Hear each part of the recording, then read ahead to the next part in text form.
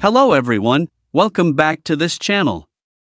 In this video, I will show you the easy and clear steps on how to turn on notifications in Shein application. So how to turn on notifications in Shein application? Make sure you keep watching this video until the end.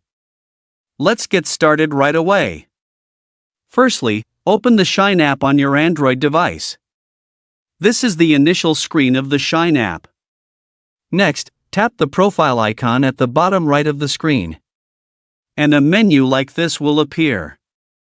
Tap Menu Settings at the top right. Tap Contact Preferences.